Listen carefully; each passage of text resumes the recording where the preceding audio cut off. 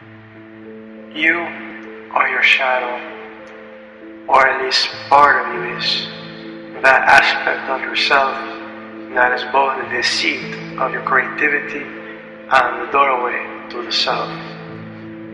But if you don't realize this, if you don't bring your shadow into conscious awareness, then you risk projecting it and ultimately becoming possessed by it.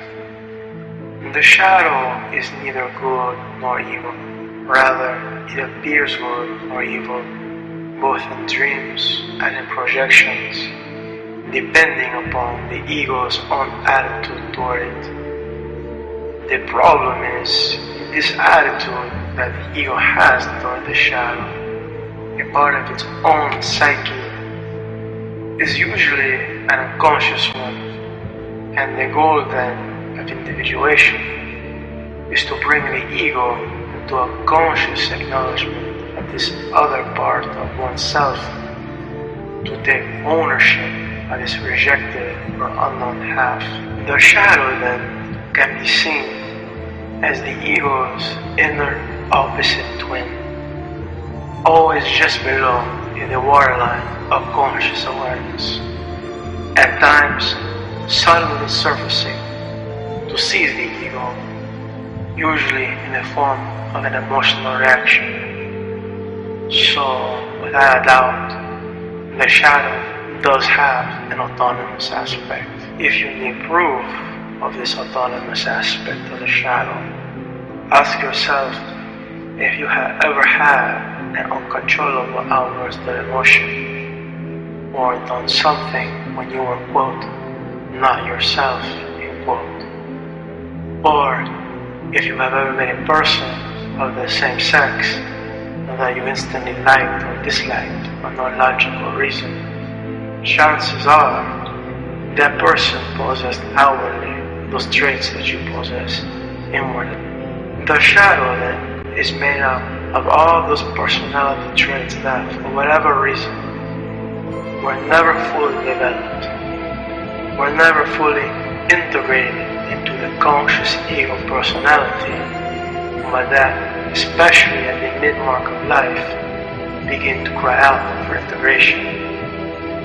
First, the shadow will try to engage the ego in dreams, but if this does not work, if a person continues to reject this other half, then the shadow will attract the persons and situations and open opposition to the ego's defiant stance over and over again, to get the ego to realize that the real struggle is within, not without. Islam and also modern Christianity, because of their rejection of the shadow and the feminine, want to look everywhere for the devil but in the mirror.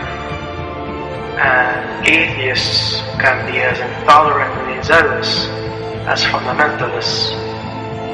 This is because whenever we reject a part of ourselves, we're only giving it that much more power over us. To paraphrase Jung, one's light is only as bright as one's darkness that one is willing to own up to. And this is no small task. Even entire groups of people can be possessed by the shadow and projected collectively onto another group. One need only look at what happened during the Holocaust between the Nazis and the Jews, and in the 90s with the Serbs and the Croatians, and what has been going on in the Middle East between the Israelis and the Palestinians. It is the same cycle of collective projection, over and over again. In dreams, the shadow will appear as a person of the same sex as the dreamer, usually. But if the relationship between the ego and the shadow is highly polarized, then the shadow can take the form of a monster or some other menacing creature. By looking at dreams, you can always gauge the intensity of the polarity between the ego and the shadow by observing how adversarially or peacefully the dreamer's ego relates to the shadow content. The role of the shadow then is twofold. As an agent of the self, it serves to expand the ego's awareness of reality, and acts also as a mechanism of karmic compensation, keeping the ego honest. In extreme cases, if the split is too great, you can get the embodiment of evil, a BTK killer who by day is a church deacon, but by night is a murderer. In Islamic tradition, Azrael, the angel of death, seen from far away, is the most terrifying of all angels. But when he comes close, he is actually the most beautiful. This metaphor holds a great psychological truth when it comes to the shadow, because in order for the ego to recognize the shadow, not as some stranger or alien within, but as pertaining to itself, the ego must abdicate its illusory thought of power. A death and rebirth of the ego must take place, with the result being a higher state of self-awareness, and that is self with a capital S. In the end, then, what we fear most ends up being the very thing that heals us, which is another way of saying makes us whole. In alchemy, this unrejected subconscious content is often symbolized as verdigris, the patina or grayish-green rust that forms on copper, what the alchemists call literally the shit of metal.